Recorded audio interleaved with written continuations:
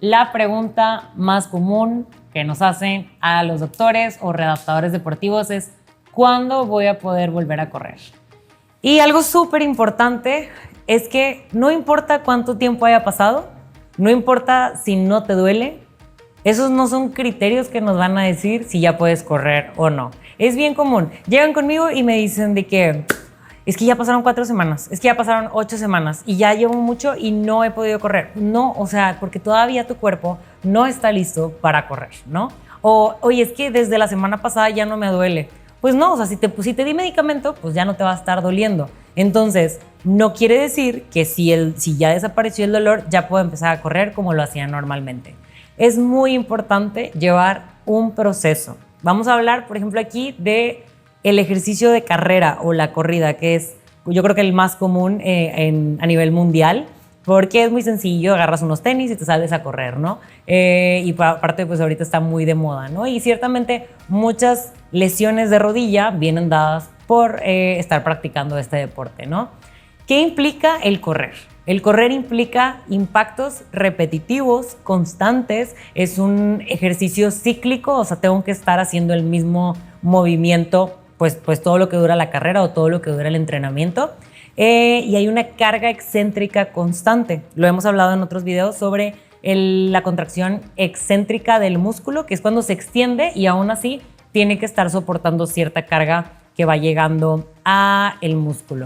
Entonces, no importa si pasó mucho tiempo, si ya no tengo dolor, lo que nos va a dar la pauta es el proceso que hayamos nosotros planeado y estructurado y llevarlo a cabo. Entonces ahorita te voy a decir también cuáles son las indicaciones de si avanzar o no avanzar en este proceso, qué tanto puedo correr, qué tanto no puedo correr. El error más común, que yo creo que todos hemos pasado por eso, y no nada más en lesiones de rodillas, sino en muchas otras cosas, es que ya no me duele caminando, entonces ya puedo correr. O ya no me duele en mi día a día, ya puedo correr. La verdad es que no es así. Caminar es diferente, correr es otra cosa completamente diferente, ¿no? Es diferente la carga al músculo, es diferente la carga neuromuscular, es diferente las fuerzas de gravedad a las que nos estamos enfrentando, ¿no?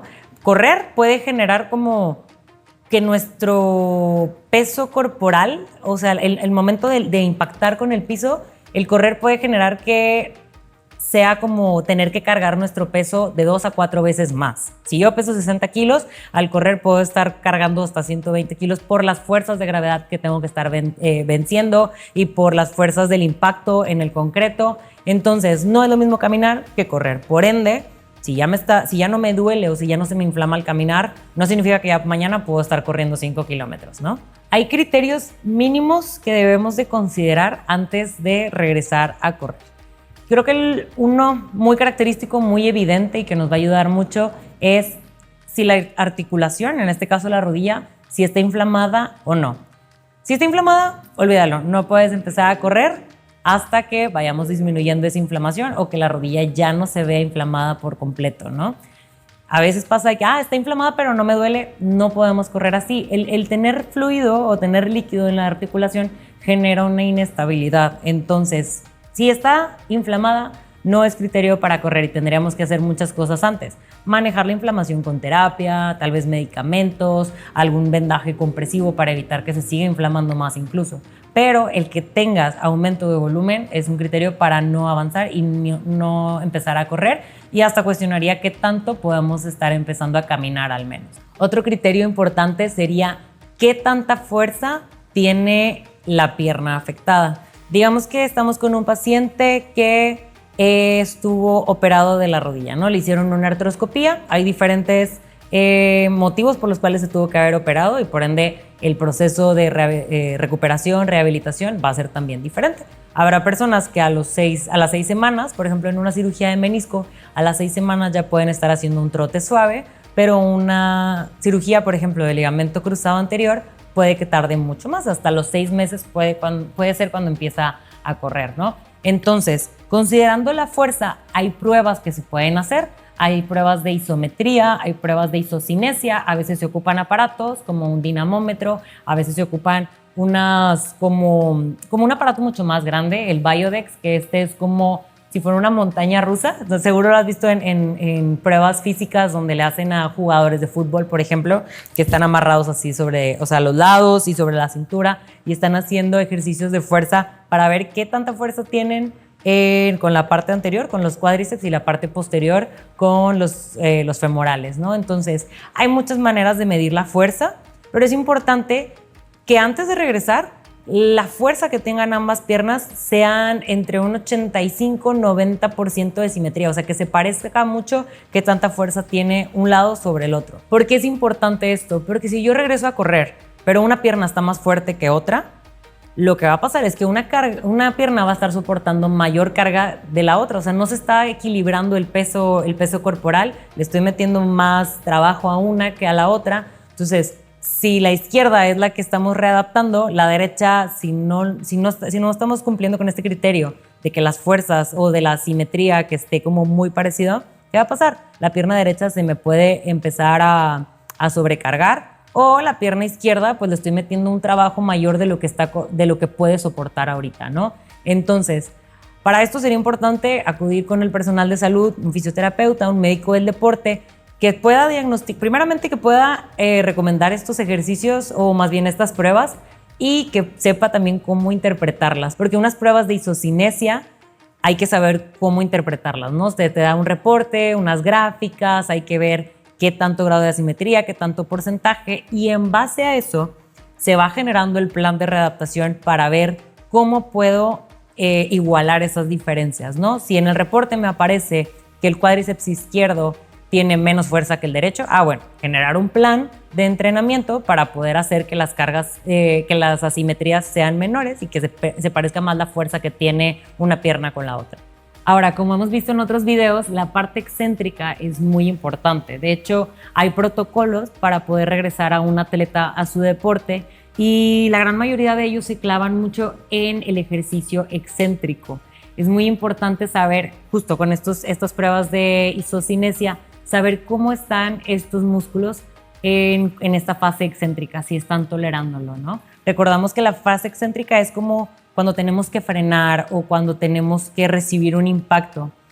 Hay situaciones donde un atleta, estando en su deporte, al momento de hacer una fase, o sea, de estar como en una fase excéntrica, en una contracción excéntrica, es donde se lesionan. Entonces es muy importante trabajar también esta parte, ¿no? Saber qué tanta fuerza tenemos en una fase excéntrica y trabajarla en este plan de readaptación, porque esa es la fase donde más nos genera como estabilidad. Principalmente hablamos sobre los músculos de la cadera, los músculos del muslo, incluso los músculos gemelos, o sea, toda la extremidad inferior. Es importante también trabajar esto, porque esto nos va a dar estabilidad. Si no, ¿qué va a pasar? A la hora de correr, haz de cuenta que mi cadera, o sea, ambas caderas van a estar como bailando y voy a parecer como un muñequito de trapo, porque no hay un verdadero soporte a la hora de estar como impactando con el piso. Dentro de la batería de pruebas que se pueden estar haciendo para saber si un atleta ya está listo para regresar a correr, son las pruebas de impacto, y hay muchas pruebas que se pueden estar haciendo. Hay pruebas donde solo se necesita poco material, tal vez unos conos, un step, una banca, desde donde se van a hacer saltos o pruebas de impacto. Número uno, hay que ver si en estas pruebas, si se genera dolor, pues no nos da pie a que corramos, ¿no? Si hay dolor. Y en estas pruebas también podemos estarlas grabando, podemos estar viendo qué tanto brinca el atleta, qué tanto, por ejemplo, si la estamos grabando y estamos viendo cuando aterriza, al momento de aterrizar si debe de caer en flexión, qué tanto se balancea la rodilla, qué tanto se va hacia adentro, qué tanto se va hacia afuera. Todas estas pruebas nos van a ir indicando cuándo sí se puede o cuándo no. Entonces, para esto sí es importante que nos acerquemos con un preparador físico, un readaptador deportivo, que sepa qué pruebas desde su punto de vista, porque hay diferentes protocolos a seguir, pero qué pruebas tenemos que pasar, o sea, literal como si fuera un examen, y darle check. Si logramos hacer esas pruebas, ya sea saltos en el mismo lugar, o solo aterrizajes, o saltos hacia enfrente, o cambios de dirección, todas estas pruebas nos van a ir indicando cuándo podemos regresar. Pero si en estas pruebas hay inflamación o hay dolor al día siguiente, probablemente no estemos listos para regresar a correr.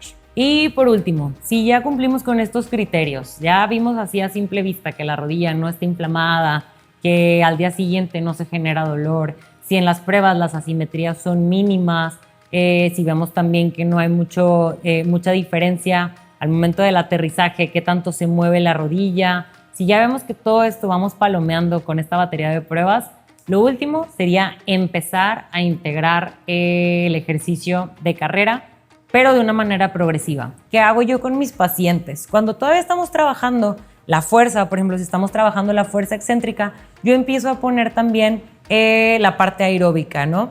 Empezamos con bicicleta estacionaria, algunos 20, 30 minutitos. Si no genera dolor, vamos bien. Después empezamos a meter ejercicios, digamos como sprints, pero en una bicicleta estacionaria, generar un poquito más de intensidad o carga a los músculos y ver cómo los tolera. Si lo vamos tolerando bien, si no se genera dolor e inflamación, nos podemos pasar a trabajar la parte aeróbica, pero ahora en una elíptica. No genera tanto impacto, de hecho los pies pues van constantemente pues pegados a la máquina y no necesito estar generando como un salto o un aterrizaje. Si vamos controlando bien ahí las cargas, podemos empezar a progresarlo también a una caminadora.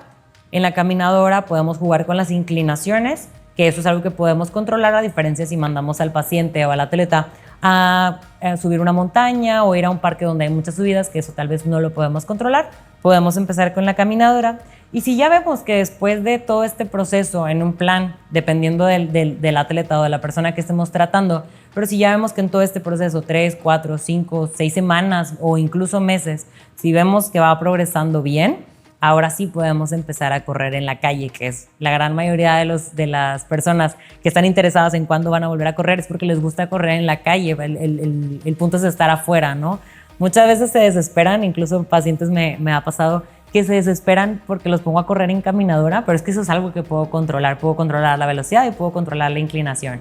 Ya afuera, a veces por la misma adrenalina y ver cosas y como sentir el aire, empiezan a acelerarse un poquito, entonces por eso no nos vamos, bueno, al menos en mi punto de vista, yo no me voy de primera instancia a que corran en la calle, entonces los regulo un poquito, los freno un poquito y empezamos a progresar las cargas también en la corrida, ¿no? Yo hago, por ejemplo, un plan, o eso es una recomendación, hago un plan en el que van caminando primero y empezamos a poner bloquecitos cortos de trote. Por ejemplo, 1 minuto de trote con 5 minutos de caminata, 1 minuto de trote, 5 minutos de caminata. Y poquito a poquito, semana tras semana, voy progresando este plan. ¿Qué es lo que quiero? Que ya no sea tanta caminata y que ahora sea un poquito más de trote, con menos tiempos de caminata entre cada bloque de trote, ¿no? Y empezamos también con un trote ligero en una zona 2 de frecuencia cardíaca.